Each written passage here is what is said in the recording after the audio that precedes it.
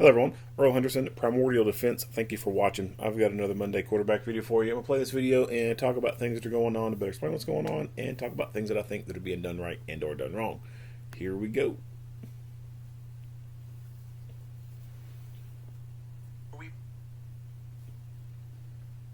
Hello, I am Sergeant Allison Simpson with the City of Scottsdale Police Department's Community Engagement Unit.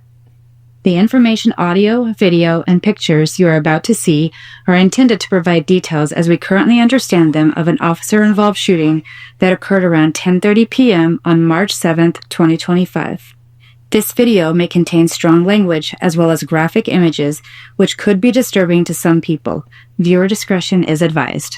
The incident can be seen here from the body-worn cameras issued by the department. Body-worn cameras are used by all officers assigned to patrol and several specialty units. Per policy, they are worn in the mid-torso level and capture the view of the line of sight from that perspective. It is important to note that the camera lens is fixed and does not capture everything seen or experienced by the officer. When activated, both audio and video turn on. The body-worn camera has a buffer of video without audio for 30 seconds prior to activation. This feature is designed to capture incidents that happen suddenly where an officer doesn't immediately activate the camera. The Scottsdale Police Department does not currently use an in-car camera. This incident began when officers were dispatched to a subject threatening a person with a weapon around McKellips Road and Scottsdale Road at a hotel in Scottsdale, Arizona. A victim called 911 because after his vehicle was struck in a hotel parking lot, the victim confronted the driver, later identified as Joseph Santos. Santos fled the scene before the police arrived. The victim was able to provide police with a description of the vehicle and a partial license plate. Here's a video of the victim contacting the suspect at a gas station after the initial collision has occurred.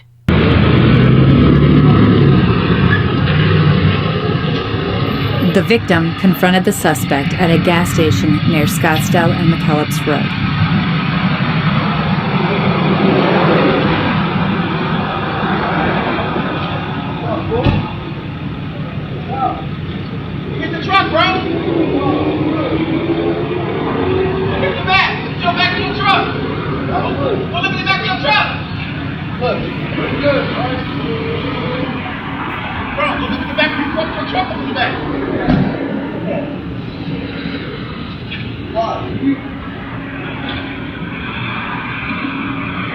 Right there.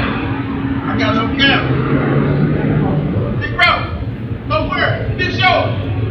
Big show. What? Oh, Pete. Hey. What's up? This dude out here with a gun out here tripping. On your lot. What? Where? This right here.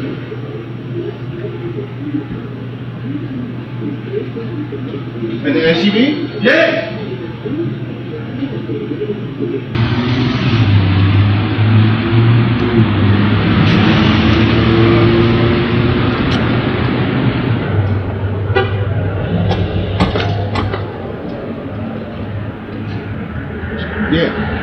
Yeah. Okay. Yeah, he right here right now. Bro, what you doing? Here you can see Santos driving abruptly towards the victim and hitting the curb in front of the convenience store.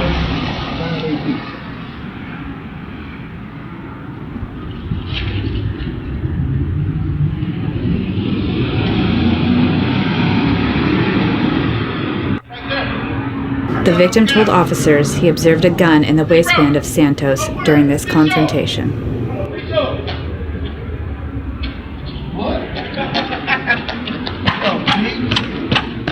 After the victim left the convenience store, he drove back to the hotel and called 911. Scottsdale 911. Do you need police, fire, or medical? Police. What's the address? Bixby Hotel. The problem happened on the parking lot. The guy hit my truck. He's in a SUV. He's still out here now. He drunk. He pulled a weapon out. He came back. He just wasted. So I just approached him, telling him, "Hey, you hit my truck. I'm looking at you," and he just started going off crazy, and he pulled out a gun. An officer located the suspect's vehicle around Granite Reef and East McDowell Road, and a traffic stop was initiated. Santos failed to stop for the traffic stop, and officers did not pursue him. 64, I have it. Granite Reef and McDowell. Need units to Granite Reef and McDowell. I'm going to initiate and hold on it. 10-4. Very 390. Copy. And I'm going to call this a felony flight. An officer in an unmarked vehicle maintained a visual of Santos and could see that Santos was driving back to the original scene at the hotel, where the victim and officers were still located. I need you guys just to back off. We're going to see if we can get some unmarked on this person. 64 of those units, just see if the King unit can keep eyes on it. Patrol 11, just confirming we are not engaging. Correct. The King unit's getting an eye on it. 25 to 61. I think it's stopping coming back into the parking lot right now. Brake lights are on, approaching Bixby. Turning into the Bixby parking lot right now. Here you can see the suspect driving in to the hotel parking lot. As Santos drove into the hotel parking lot, he parked his vehicle behind a patrol car where he was boxed in by an unmarked patrol vehicle. Here is the incident as it unfolded with a view from the officer's body-worn cameras.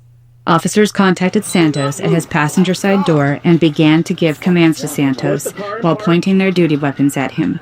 Do not move, okay? What the fuck you guys talking about? Open the door. Keep your hands up. Do you have anyone on the driver's side? Keep your fucking hands up right now. Shoot me. Back up. Put your hands up. Shoot me, yeah. Mary, get out of the way. Yep, go. Sorry, get out of the way. Back up. Good. Hey. Come here, nigga. Put your hands up. Put your hands up. During the commands from officers, he threw a piece of his clothing out the window and continued to scream aggressively. A canine is deployed through the open front passenger side window.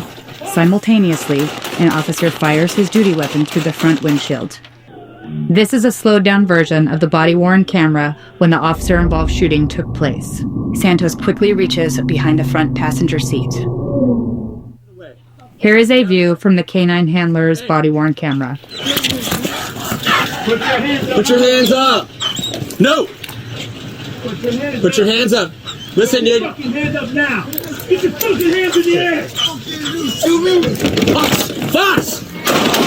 The officer who was standing at the front right passenger side tire fired his duty weapon through the windshield, striking the canine and Santos. Officers immediately approached the vehicle and pulled Santos out and promptly began life-saving medical aid to Santos. Santos was pronounced dead at the scene.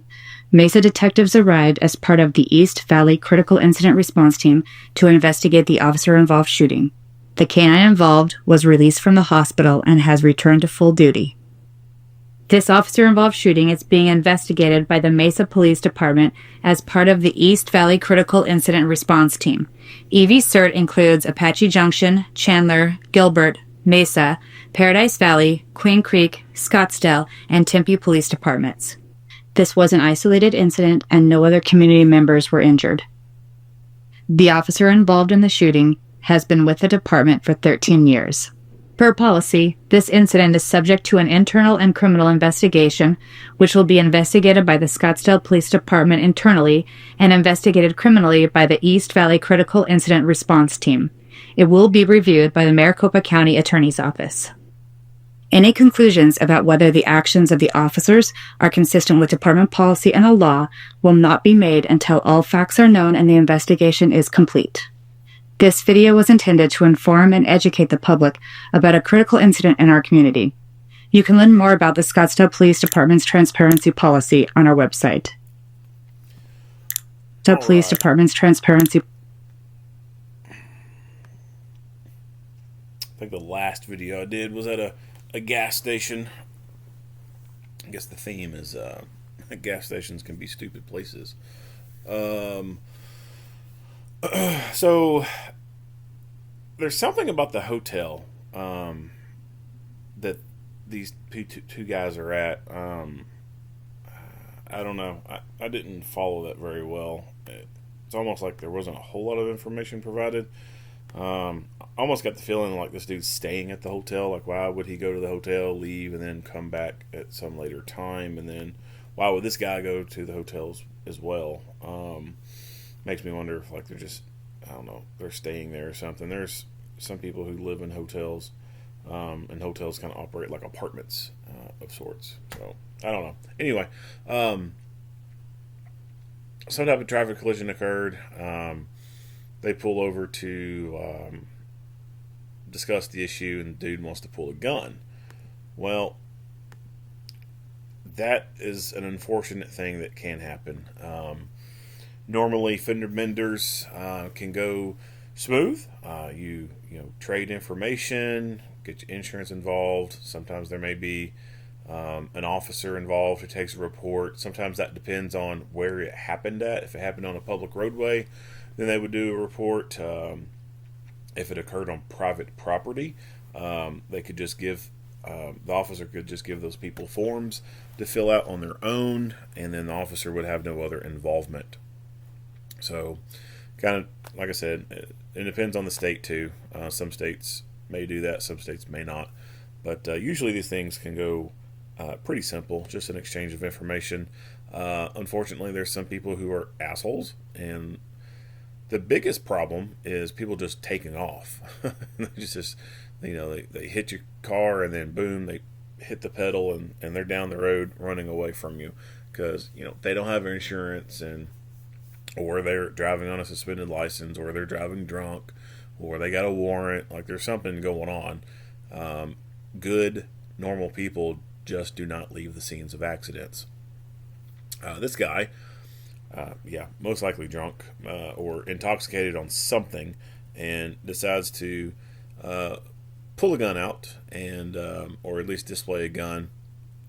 And even if he doesn't have a gun, he's acting like he has a gun. But the victim had noted that he did see a gun.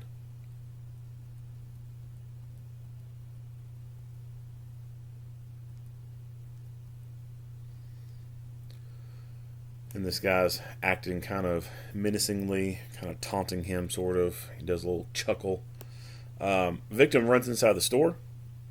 That's good. He has avoided the threat. He's de-escalated. He hasn't stood out there and argued with this guy or anything. You'd be amazed about how many people will argue with someone who has a gun. That one has always sort of amazed me. I just don't get it. Like, why would you go up to someone who's got a gun and start arguing with them?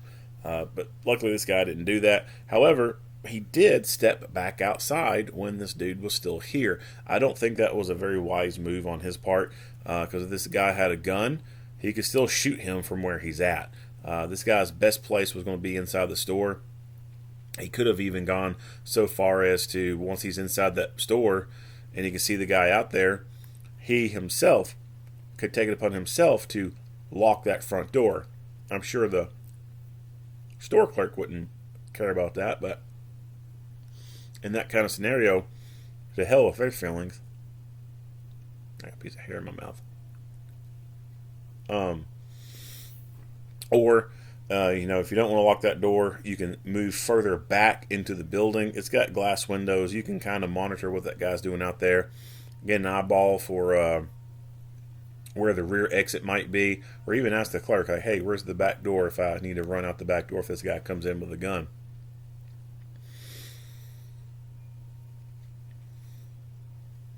If there's a fire extinguisher inside that's easily accessible, that could be an improvised weapon if you don't have any weapons yourself. Other than that, it is executing the Nike drill, just running.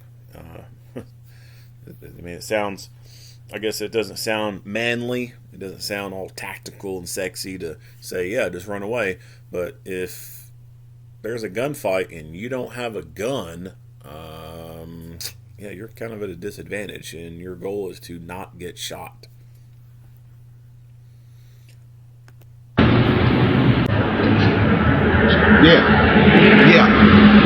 Okay. Yeah, he right here right now. Bro, what's he doing? Here you can see. So, if this guy wanted to, he could have just smashed that accelerator and just plowed through that front door area and hit this dude. So again, like I said, it wasn't a bright idea for the victim to walk outside when he had already gone inside and was in relative safety inside the store.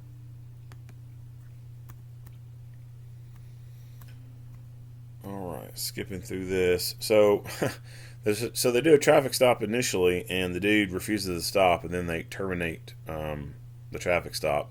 I hate this. Unfortunately, there's agencies out there that have no pursuit policies, and I think that just ends up creating more problems Of course, these no pursuit policies are in place because the soft-minded, feeble-minded public say that pursuits are dangerous to the general public because people could, get hurt in a wreck.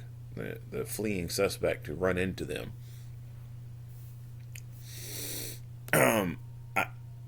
That does, unfortunately, has happened. It does happen, but it's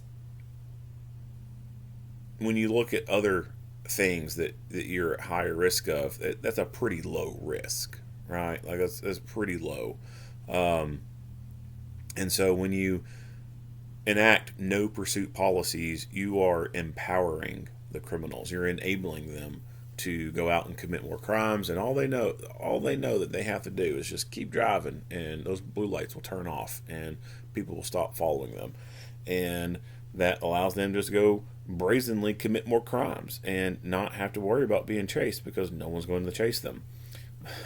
There's been a case. I wish I could remember where it was. This guy, I don't even remember what he did, but he's being pursued by the police, and he's in an area that does not have a pursuit policy.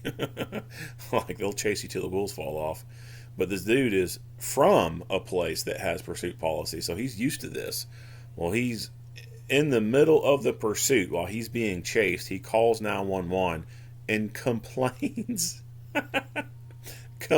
about the officers continuing to chase him, and says that they're not allowed to chase him because it's no pursuit. You can't make this shit up. But there's other people too. You coax it out of them, figure it out that the reason why they kept running is they thought that eventually they would stop, or they would, or they think they'll get you in an aha moment and be like, I got you when you did something wrong, and they'll say something, you weren't supposed to pursue. You're not allowed to pursue. You broke the law, and they think it's a law or something like that. Unfortunately, in some places it may be a law. I'm not very familiar on that, as far as every single state goes. But they think if they can point out one procedural thing done wrong by the police, that's somehow going to change the outcome of them going to jail. And they're like, you weren't supposed to pursue, blah, blah, blah, blah, blah, blah. Kind of like these people who are being arrested, and there's no questioning going on about what they did, and they're just putting them in cuffs, and then they're like, you didn't read me my rights, blah, blah, blah, blah, blah. It's like, you don't know what the hell you're talking about, do you? Because you only have to read rights to people when you are questioning them about a crime and they are detained. All right. So they finally, quote unquote, catch up to this guy. Actually, he comes back to him, I guess you could say, and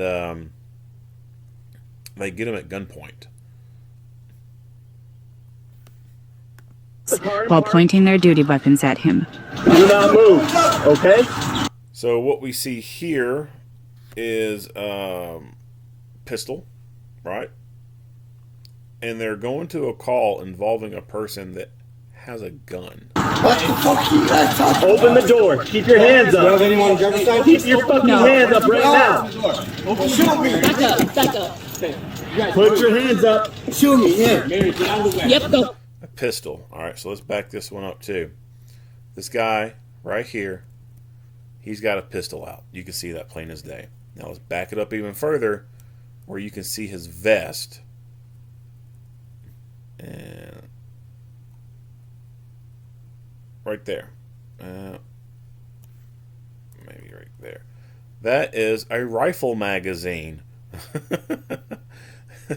Why are you going to a call involving a person with a gun and you are choosing to get out and deal with this with only a pistol? And yet you have rifle mags on your person.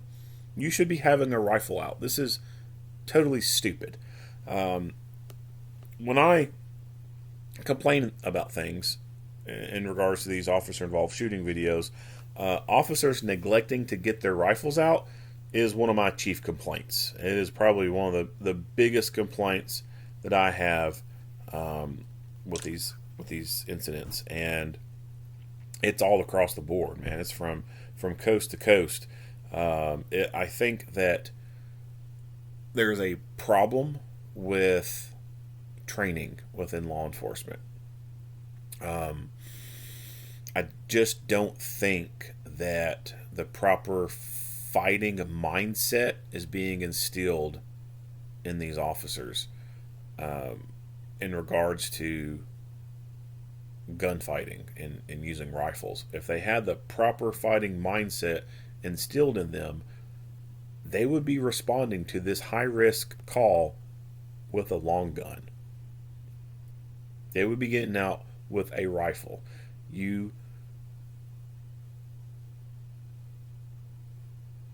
Gunfighting rule 101.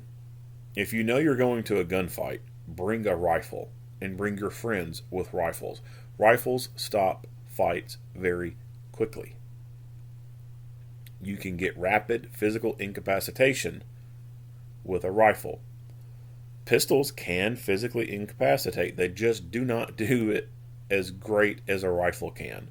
There are many people walking around on this earth today who've been shot with a pistol and who have also been shot multiple times with a pistol, and they're still walking around alive, still breathing. You can't say the same with rifle.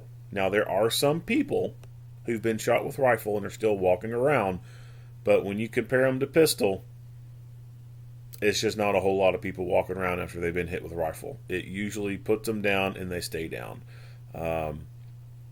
Pistols, on the other hand, people can have a whole mag dump into them and they can still be going. And so it makes no sense to me to go to a call knowing a guy has pulled a gun on someone unjustifiably, and this is now a high risk scenario. The dude has fled from police. This is a high risk situation. A rifle needs to be out. The probability of a gunfight is very high. A rifle is needed to keep you, your teammates, and the community safe. The faster you stop the threat, the safer everyone is going to be. But like I said, I think there's a training problem all across the board. I just don't think the training is good in instilling fighting mindset with most officers, especially at your patrol level. When you start getting into SWAT stuff, I think that those guys start to get into more realistic, more focused rifle stuff and start to see the benefits of rifle and fully understand, hey, yeah, rifle's good. We need these for gunfights. And that's just because they get more time on the rifle, right? And as part of their role on the SWAT, that is going to end up being their primary gun. It is a focused kind of thing. Whereas with basic police academy stuff, being a patrolman, the firearms is mostly focused on you having your pistol. And that, now, of course, they do long gun, right? They train on rifle, train on shotgun. But the bulk of it is going to be on pistol. There is going to be, a block of training on rifle, but it's just, for the most part, in most places, it's just a basic rifle course, learning the operations of the rifle and, your holdovers and all the stuff that go with rifle. But it's not, I don't think it's being done to the level that you would get taking a rifle class for a SWAT team, because you're getting a whole lot more round count on it, getting more hours, and you're getting in some cases, a whole different breed of instructor too. All right, these are people who are really focusing their self to this art, and they may have also gone to other commercial firearms schools. So at your police academies, the instructors at police academies, the only places they may have gone to learn at has been within the police academy itself. Like, they have not gone anywhere else.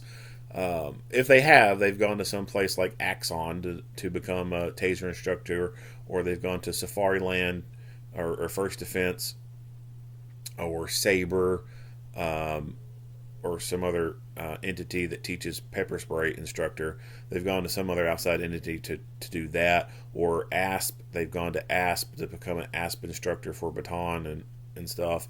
But other than that, like, they're not going to Tactical Response, Thunder Ranch, any of these other schools out there. Like, they're not going to them. They're staying in-house at the police academy, doing those courses there, doing their instructor course through the academy. And so if you keep yourself in an echo chamber, so to speak, you don't get to learn a whole lot of other things. And so I think that too right there is probably a big part of the problem all across the board with law enforcement, is the people at the academies, the bulk of their firearms training has been in-house. They have not gone to other places. They may have been in the military at one point and got some instruction from there on some gun stuff, but a lot of that military stuff is not transferring over to domestic law enforcement. Yeah, that's great. You know how to work a fucking M249 squad automatic weapon, but I don't know of any domestic police agencies that have a saw. Yeah, it's cool. You know how to operate the M240 Bravo or Golf. That's cool, but none of these agencies have that. Okay, you know how to operate a 40 millimeter grenade launcher. Okay, cool. Well, this company makes a foam round, less lethal to launch out of the 40 millimeter. So cool. At least you know how to operate that. Pistol stuff. Military doesn't really focus a whole lot on pistols unless you're military police, you're an officer, or you've got some job like you're a tanker, you're aircraft crew, or maybe artillery, because they just don't give everyone pistols in the military. Just very few people get pistols, and even those people who do get pistols, they just get a basic course on how to operate this pistol, and sometimes they don't even get to do any live fire. They put them in this training simulator thing that they get this gun it's like a gun, it's like a real one, but it has a hose run into it, and it's pneumatic operated, and there's a big screen in front of them, and it's a simulated thing. And so there's some people who've never got to shoot an actual live handgun before in the military. The only people in the military that get extensive handgun training are going to be your special operations people. So even if an officer had been in the military once before, I mean, you can't really say that that's any great measurable training with firearms that they could bring to the table as a law enforcement officer or law enforcement instructor. And so once they become an officer, they can go get approved to become an instructor, take an instructor class through that, that state entity, and then boom, now they're teaching classes to other cops, and they just end up regurgitating the same stuff that's been taught to them, and not going out to other places and seeking other forms of instruction. And like I said, it kind of creates like an echo chamber. So that is a big part of the problem, and I think that's maybe why some of the true fighting mindset stuff is being lost, because in-house, some of that loud alpha kind of mindset, I guess you could say, is a little watered down just because of the nature of the industry of law enforcement. We're shooting to stop the threat. It's very, what's the word I'm looking for? I just, watered down is the best word I can come up with. Whereas you go to somewhere else, Yeah, they're still looking at the same legal standards. You know, you don't want to murder people, right? We're shooting to stop the threat. But instead of it just being all focused on we're only shooting to stop the threat, and we're using the least amount of force possible, you go to another commercial place, it is a little bit on the other side, so to speak. Again, like I said, still maintaining those standards of being legal and everything, but it's more of a shoot this motherfucker in the face kind of mindset. Whereas in the police world, it is, we are shooting to stop the threat, guys. It is no shoot that motherfucker, right? And so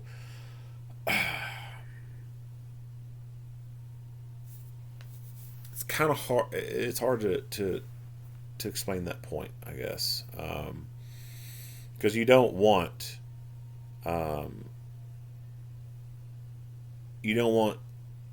uncontrolled aggression. There has to be aggression, right? There's violence in this, but it is a controlled level of violence and controlled level of aggression, right? You're in a fight for your life. Someone's trying to kill you, and you're trying to stop them, and the actions that you're taking just so happen are probably going to lead to their death as well. But it is not an issue or a case of you are going out of your way to want to kill them, as in you're wanting to murder them. It's just that your actions are saving your life and stopping them from trying to take your life, and it just so happens that the actions you're doing could end up leading to their death, right? And because law enforcement is so worried about litigation and yada yada yada, you know, they can't have in their curriculum this what could be perceived as very overt instruction of aggression and violence, because then it could go back into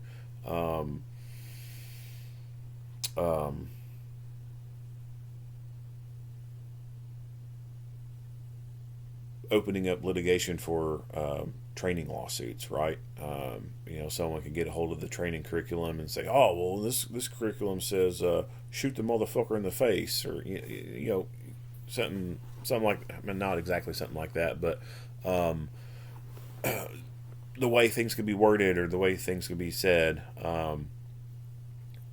it could be easily construed in a court that the training was more than just shooting to stop the threat. It was malice. It was malicious and murderous type of training versus just shooting to stop the threat type of training. So I think that firearms instructors should seek out other places, especially in law enforcement. You shouldn't just stick to in-house, right?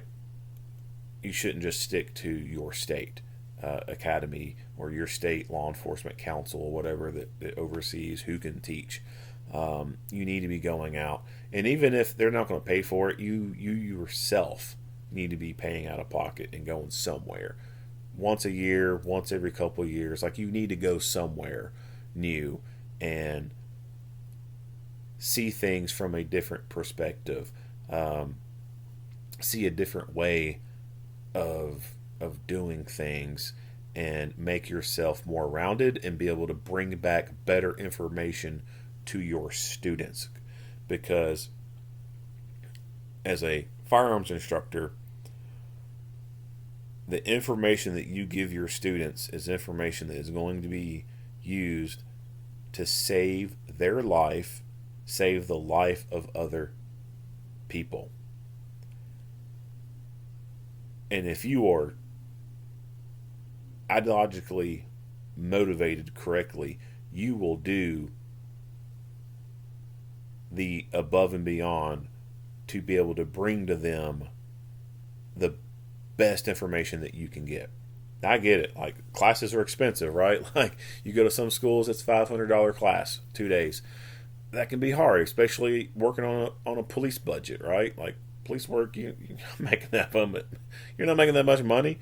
So I get it. It can be hard. But if you are a police firearms instructor and you've never been to any commercial firearms school, you're wrong.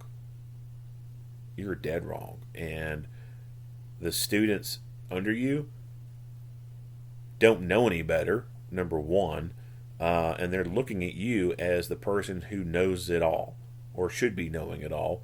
And if not knowing it all, then you're the person who knows a whole lot, and they're going to believe what you're telling them. They're going to do what you're telling them.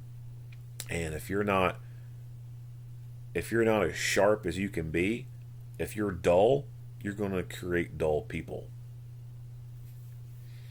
So, coming back, again, the problem is training all across the board. And I think all that crap I just said plays into why we don't see officers getting rifles out when they need to be getting rifles out. So, rifles should have been out, and the minute this dude became a threat, the rifles should have started barking. Hey, come here, nigga. Put your hands up. Put your hands up. During the commands from officers, he threw a piece of his clothing out the window and continued to scream aggressively. So this part right here, where they take the dog and throw the dog in the car, I think that was incredibly stupid. Why risk a resource like this? Why? It makes no sense. Risk analysis. No, like this. Yeah, so the dog is meant to save a human's life, right? If the dog can be shot, we'd rather a dog be shot than a human.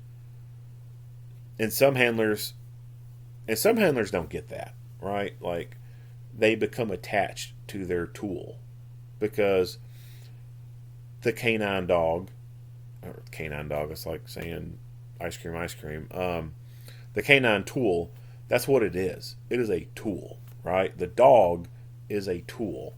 But because this working dog looks like a pet and can act like a pet, they start to see it as a pet. They start to see it as their own personal pet dog. A working dog is not a pet. It's a working dog. It's a service animal. And yes, they can be cute, they can be cuddly, they can, lick your hand and be all sweet just like a pet. But they're a tool. That dog, as a service animal, is a tool, just the same as this gun is a tool, just the same as a taser is a tool, just the same as a baton is a tool, just the same as a police car is a tool. It is a piece of equipment. And when we are managing our equipment is resources, right? They're assets. And so you have to weigh the risks on how you're going to use this equipment.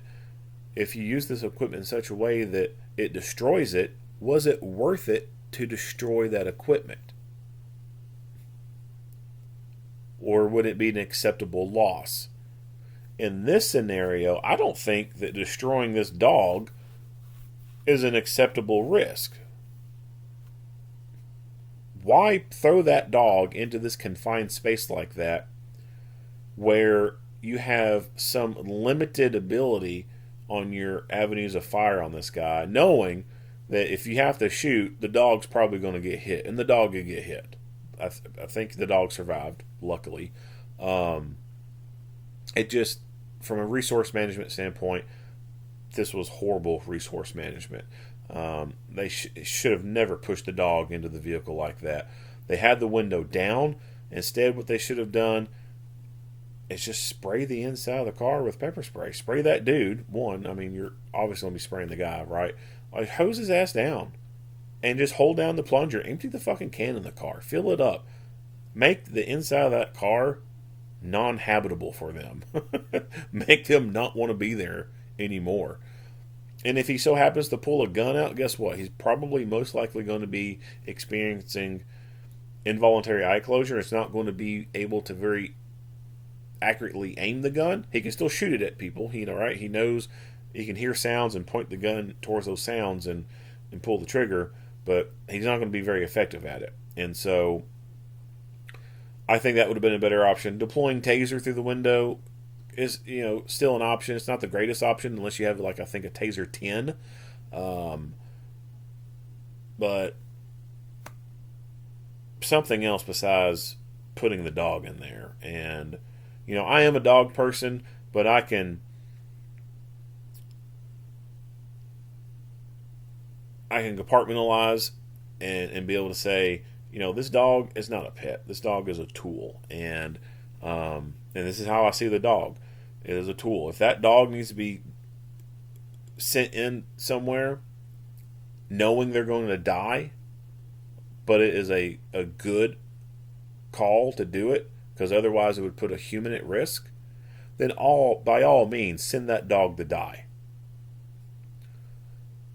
But this right here is not a good call. Not a good call at all.